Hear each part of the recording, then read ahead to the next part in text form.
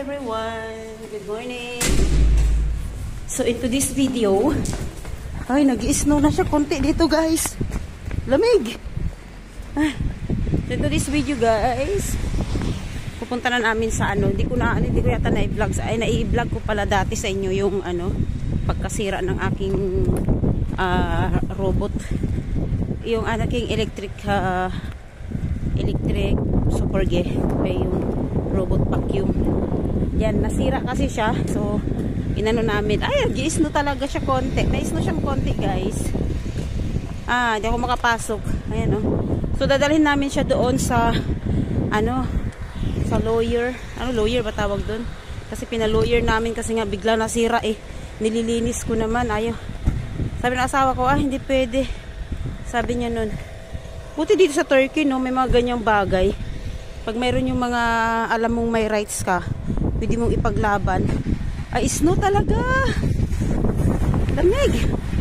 Sabi ko sa inyo guys nag-i-snow na talaga siya diba? Bata na naman si Akka. Ay, na-snow. Kaya pala super lamig kasi nga ayan nag-i-snow na pala. Dito medyo na siya, medyo malakas konti. Doon sa amin konti lang. Good luck. Malamig talaga. Tapos hindi pa gumagana yung heater. Patay ka dyan. So, diba? Sabi ko sa inyo guys, naputi-puti na yung hindi na naman makaakyat yung sasakyan. Patay ka dyan.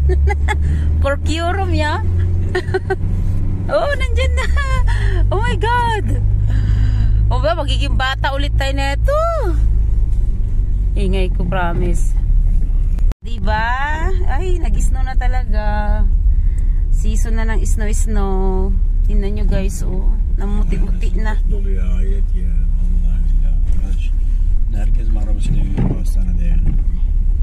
Bilmiyorum ke. Puno yung puno yung mga tawag nito. Diba? Bismillah. Ay, nidin olmyo. Ay, na-snow. Diba? Sabi ko sa inyo guys may snow na.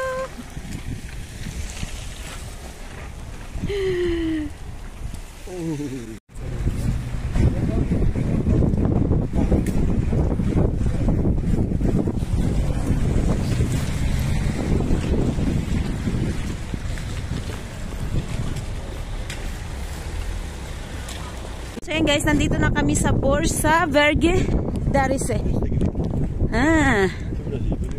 Ay, bunu da isterecek mi? Tatanggalin na nila to. Renovate nila. Matagal na kasi yung building na yan. So dito kami magbabayad ng tax ng bahay. Diba? Napagod ako, nakipaghabulan ako doon sa Kalapati. Guys, magbabayad kami ng tax dito sa place na to. Yearly kasi yan sila nagbabayad ng bahay. Yung tax. Lamig. Grabe. Uy. So guys, tapos na kami nagbayad ng tax ng bahay. Palabas na kami. Aşkım bak tuvaleti vardı. Belki tuvalete gideceksin. Ito. Hand cream. Hand cream. Hand cream. Tabi. Ay, sebi sabon. Sebi sabon. Sabon mo. Namili na kami ng konti. Okay, nakabili na kami ng konti. Nadadalhin sa Pinas. Kung ano-ano man yung nabili namin. Yeah.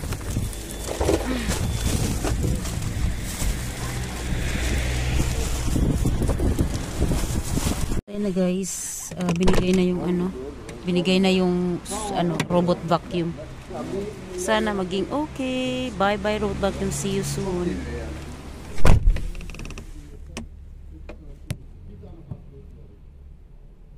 Guys, binigyan na ng asawa ko yung robot vacuum namin. Robot vacuum ko. Kasi siya, yung parang hindi na niya, sabi nila, marumi na daw yung chips noon, yung chips ng, naka-program. Sabi ko noon, lagi ko manililinis yun. Kaya yan, so pumunta kami sa Vatan Computer kasi doon namin binili. Alam ko mayroon pa siyang warranty nun eh, kaso nga lang sabi nila wala na daw. And then nagtaka kami bakit nasira, mag-1 taon pa lang yun. Inililinis ko naman at saka hindi ko naman laging ginagamit. Once a week, twice a week lang ko ginagamit yon. Tapos sabi daw pag magpaayos ka, magbabayad ka ng 4,000. Yung asawa ko ayaw magbayad. Kaya yan, inano niya, pinapunta niya sa attorney, pina-attorney niya. Kasi dito guys, pwede pala yung mga ganun. Meron mga pwedeng i-attorney mo, pero public attorney yung gagawa nun. So, sabi ng asawa ko, tingnan natin, baka bibigyan ka ulit ng bago. Sana, bibigyan ako ng bago, kaya promise, alagaan ko talaga. Very much kam. So, update. Dito na kami guys sa auto shop. Auto shop patawag na dito, yung Tamergy. Kasi yung sasakyan namin, yung ano niya, yung hand brake niya sira. Okay, sira ang hand brake niya. Bakit na niya? Olmuyor. Sira na naman siya. Nandito kami sa pagawaan, guys. Sira na naman yung sasakyan. Yung kanyang heater sira din. Yung kanyang wiper sira din. Kaya itong sasakyan na to, malapit-lapit na talaga to. Diyos ko. Pinagtsatsagaan lang talaga namin kasi super duper mahal. Grabe ang laki ng gastos ditong sasakyan na to. Yan. Pasabay pa siya sa gastos. Uwi tapos pasabay ng gastos. Diyos ko, tinan mo nga naman ang chance, no? Ang chance mo. Totoo lang. So anyway, mamaya guys, punta na kami kakain. Magbre-breakfast muna kami. And then after, uwi na kami bahay. Kasi wala pang tulog yung asawa ko. And yun lang. So anyway guys, dito ko lang tatapusin yung aking vlog. Wala naman ako masyadong ano pa lang sa ngayon. Ang nagawa lang namin is pumunta kami kayo na sa hospital. And then bumili ng gamot, tapos ibinigay namin yung aking robot vacuum, na kami nagbayad ng tax, and then punta kami dito. Ito, biglaan lang to guys, kasi nung nasa hospital kami, nasira talaga yung handbrake ng sasakyan. So, dinaan na namin dito, totalan, dito na kami sa bursa.